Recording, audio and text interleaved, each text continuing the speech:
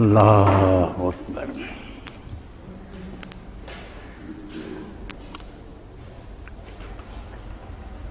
الحمد للہ الذی ہدانا لہذا وما كنا لنهتدی لولا ان هدانا اللہ لقد جاءت رسل ربنا بالحق صلوات اللہ تعالی علیہم وعلی کل من اتبعهم بإحسان الی یوم الدین۔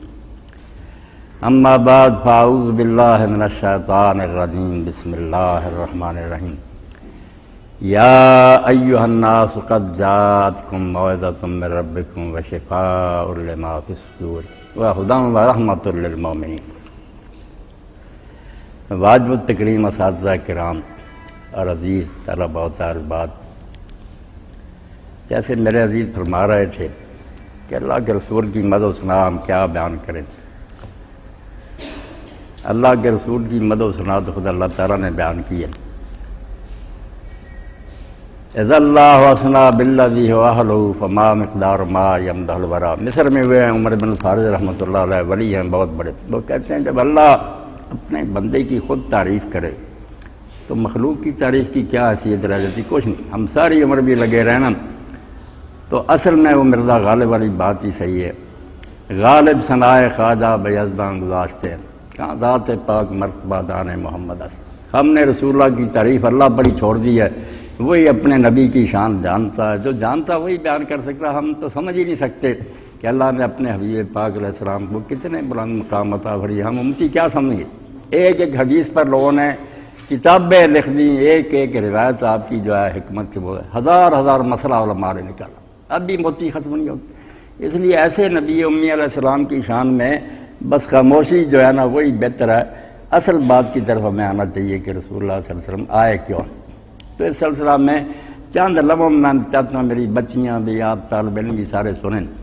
بات وہ ہے جو مولانا جلال الدین رومی عالم اسلام کے بہت عظیم فرد ہیں۔ مثنوی ان کی قرآن کی جگہ لوگوں نے سمجھی مثنوی ہے، مانوی ہے، مولوی ہست قرآن در زبان پہلی کہ فارسی میں یہ قرآن ہی سمجھو۔ 24 جلدوں میں مولانا شریف ثانی رحمۃ اللہ نے اس کی شرح لکھی، سب لفظ بلفظ میں نے پڑھی ہے۔ تو رومی رحمۃ اللہ علیہ بہت سی باتیں چھوٹی چھوٹی حکایتوں کے پیرا میں سمجھا دیتے۔ اب نبوت جو ہے نا اس کا مقام سمجھنے کے لیے نبی ہے کیا اور اس کی ضرورت کیا، کتنی ہم ہے پیغمبر کی شریعت فرماتے ہیں کہ کچھ آپ جیسے طالب علم کشتی میں سوار ہو گئے، ہوا موافق تھی، موسم خوشگوار تھا، تو ملا سے کہہ رہے ہیں کہ بابا جی آپ نے نحو پڑھی ہے؟ اب بابے کو کیا پتا تھا کہ نحو کیا ہے، صرف کیا، منطق فلسفہ، کوئی سوال کیے؟ بابا کہتا رہا نہیں بیٹا میں نے تو نام ہی سنے۔ مذاق اڑانے لگے کہ بابا جی آپ کی تو آدھی عمر جائے گی، آپ پھر دنیا میں کیا آئے۔ اتنے میں ہوا مخالف ہو گئی، طوفان آ گیا، کشتی غرق ہونے لگی۔ تو بابا جی نے پوچھا بیٹا آپ نے تیرنا سیکھا؟ کہنے لگے نہیں۔ تو وہ کہنا کہ میری تو آدھی گئی تھی، آپ کی اب ساری گئی۔ تو اس لیے یقین جانیں ہمارے یہ سارے علوم و فنون یہ کالجوں اور یونیورسٹیوں ہم جو کہ پڑھتے ہیں ان کو ہم غلطی سے علم کا نام دے دیتے ہیں، اور یہ اصطلاح بہت غلط استعمال ہو رہی ہے۔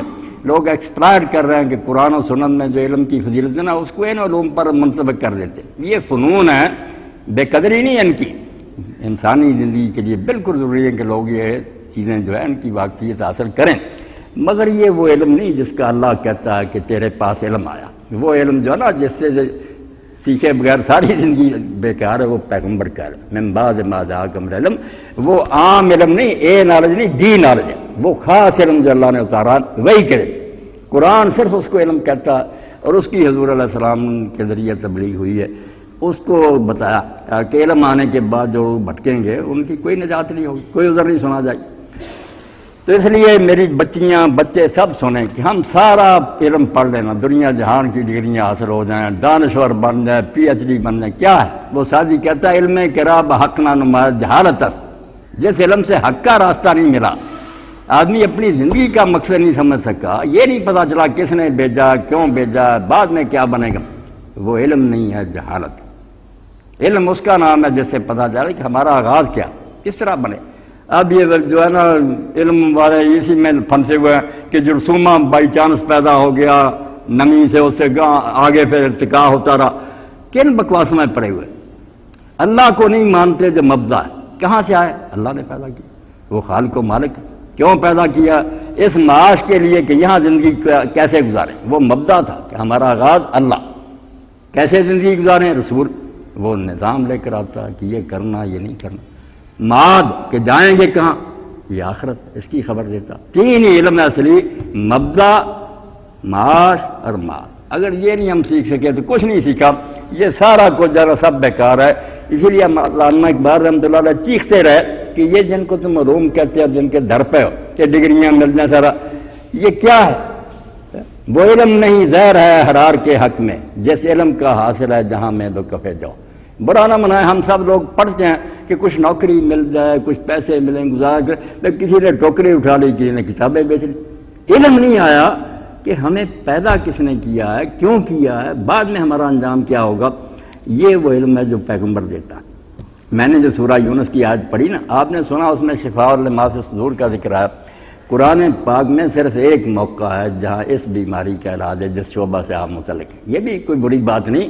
جسم بھی اللہ تعالیٰ کا عطیہ ہے، ہمارے پاس امانت ہے، اس کی حفاظت، اس کو تندرست رکھنا یہ بالکل ذمہ داری ہے. اس لیے اس کے بارے میں پرہیز کیا ہے، حمیہ، یہ بھی تاکید کی کہ ایسی چیزیں نہ کھاؤ جو انسان کو ہلاک کر دے، یہ زہر ہے. اور اسی طرح مٹی کھانا، دوسری چیزیں کیوں منع کیجیے کہ انسانی جسم کو نقصان پہنچاتی. یہ بھی انہوں نے جسد کالا کا حقاً پیغمبر خدا فرماتے ہیں یہ جسم بھی تمہارے پاس اللہ کی امانت ہے، یہ حق ہے. جس کے بارے میں آپ نے سنا کہ عبداللہ بن عمرو بن العاص ہر روز روزہ رکھتے ہیں، ساری رات جاگتے ہیں. آپ نے فرمایا تیری آنکھوں کو بھی حق ہے آرام کرنے دے، جسم کو بھی ریسٹ کرنے دے. تیری بیوی کا حق ہے ملنے کے لیے جو آتے ہیں. دین سارے پہلوؤں پر زور دیتا. یہ یکرخا پن کہ تم صرف عبادتیں کرنے لگ گئے. تو یہ انسانی بدن جو ہے اس کا جو علم الابدان یہ بھی بہت اچھا، مگر اس کا ذکر صرف ایک موقع پر اللہ نے کیا جو آپ حضرات کے اسپتالوں میں بھی لکھی جاتی، جو ابراہیم علیہ السلام نے کہا والذی اذا مرضت فہو یشفین، جب میں بیمار ہوتا ہوں تو میرا رب مجھے شفا دیتا. یہاں یہ جسمانی بیماری اور جسمانی علاج کی بات، ورنہ پورے قرآن میں آپ پڑھتے جائیں صرف ایک بیماری کا ذکر کرتا ہے، فی قلوبہم مرض، ان کے دلوں میں بیماریاں. اور یہ آج بھی جو میں نے پڑھی اس میں بھی کہا یا ایھا الناس قد جاءتکم موعظۃ من ربکم وشفاء لما فی الصدور وہدی ورحمۃ للمؤمنین. حد کر دی اللہ تعالیٰ نے اپنی کلام کی تعریف میں، اور جو رسولہ لے کر آئے کہ نوع انسان را پیام آخر. قرآن کوئی چھوٹی بات ہے، لوح محفوظ میں تھا، فرشتے حفاظت کر رہے تھے، شیاطین چھو بھی نہیں سکتے، وہاں قریب نہیں جا سکتے دفتر کے. وہاں سے جبریل امین لے کر آئے. اور وہاں بھی سورہ جن میں اللہ کہتا ہے آگے پیچھے فرشتوں کی گاردے میں لگا دیتا ہوں. یہ سرکاری خزانہ، اگر اس میں ایک لفظ کی کمی بیشی ہو جائے تباہ ہو جائے دنیا. اتنی حفاظت سے اترتا ہے کلام کہ فرشتے آگے بھی ہوتے ہیں جبریل کے، پیچھے بھی، اور اس وقت تک نہیں ہٹتے جب تک پیغمبر اس سے سن کر وہ صحیح حالت میں لوگوں تک نہیں پہنچاتا. پیرا رہتا ہے، رسل پیرا ہوتا ہے کہ کلام الہی میں رد و بدل ہو گیا، مخلوق تباہ ہو جائے گی. یہ جسمانی بیماریوں کو کیا کسی نے بد پرہیزی کی، بچہ یہی ہوگا نا کہ مر جائے گا، موت پر خاتمہ ہو جائے گا. مگر وہ بیماری جس کا قرآن ذکر کرتا، دلوں کا روگ، آپ دیکھیں کہ جسم جو ہے باڈی، آپ تو پڑھے لکھے لوگ ہیں، چند سالوں میں سیل پہلے ختم ہو جاتے ہیں، نئے آتے ہیں. سیل ختم ہو رہا ہے لمحہ بلمحہ، 6-7 سال کے بعد وہ آدمی رہتا ہی نہیں جو پہلے تھے جسمانی طور پر، مگر روح وہی رہتی. بچپن سے لے کے کوئی حافظہ کہ میں فلاں ہوں، یہ ہے، اس میں کوئی تبدیلی نہیں آتی. اور مرنے کے بعد بھی اس کو بقا ہے، پناہ نہیں ہوتی وہ روح. جاننے کے داد ان بادش نگیر، اللہ کہتا ہے جو ایک مرتبہ جان خدا نے دے واپس کیوں لے گا؟ نہیں واپس لیتا. شکل بدل جاتی ہے کہ وہ لباس پرانا اتار دیتی ہے، نئے روپ میں چلی جاتی ہے، مگر اگلی دنیا میں وہ بالکل اسی طرح ہوتی ہے جس طرح اس دنیا میں. اسی طرح شعور، اسی طرح عقل، ہوش، حواس، وہ سب جانتا کہ میں فلاں ہوں، یہ کرتا رہا ہوں، میرے فلاں عزیز سے. بلکہ اللہ کے رسول علیہ السلام نے خبر دی جب کوئی مرتا ہے اور اس کی روح عالم روا میں لے جائی جاتی ہے، نیک ہو گئے تو پہلے جتنے گئے سب کو اطلاع ہوتی ہے، وہ ملنے کے لیے آتے ہیں، بھائی بہنیں باپ دوست سب اکٹھے ہو جاتے ہیں.